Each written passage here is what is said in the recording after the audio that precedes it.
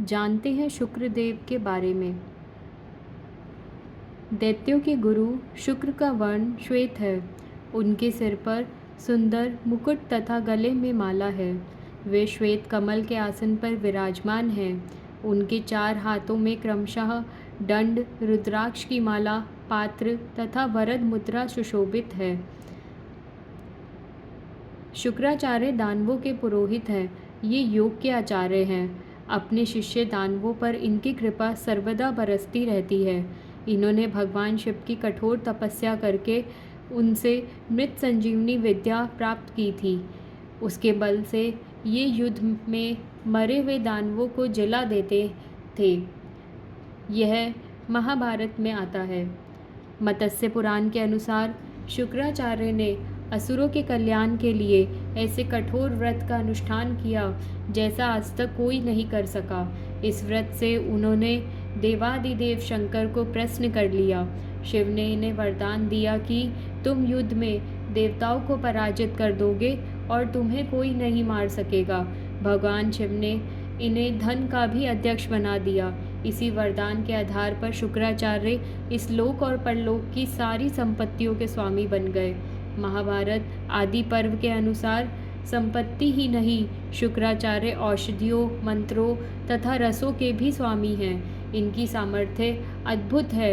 इन्होंने अपनी समस्त संपत्ति अपने शिष्य असुरों को दे दी और स्वयं तपस्वी जीवन ही स्वीकार किया। ब्रह्मा की प्रेरणा से शुक्राचार्य ग्रह बनकर तीनों लोकों के प्राण का परित्राण करने लगे।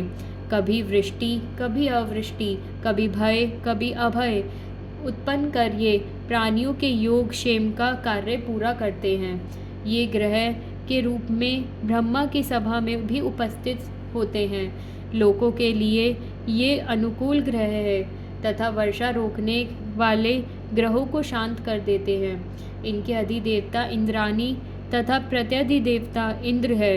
मत्स्य पुराण के अनुसार शुक्राचार्य का वर्ण श्वेत है। इनका वाहन रथ है।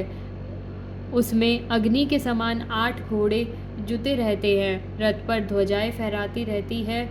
इनका आयुध दंड है। शुक्र वृषभ, वृष और तुला राशि के स्वामी हैं तथा इनकी महादशा 20 वर्ष की होती है। शुक्र ग्रह की शांति के लिए गोपूजा करनी चाहिए तथा हीरा धारण करना चाहिए। चांदी, सोना, चावल, घी, सफ़ेद वस्त्र, सफ़ेद चंदन, हीरा, सफ़ेद अश्व, दही, चीनी, गौ तथा भूमि ब्राह्मण को दान देना चाहिए।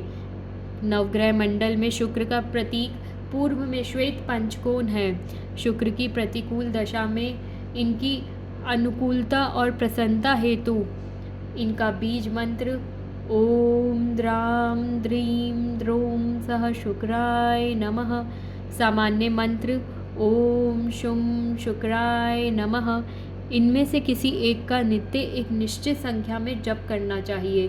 कुल जप संख्या 16,000 तथा जप का समय सूर्योदय काल है। विशेष अवस्था में विद्वान ब्राह्मण का सहयोग लेना चाहिए।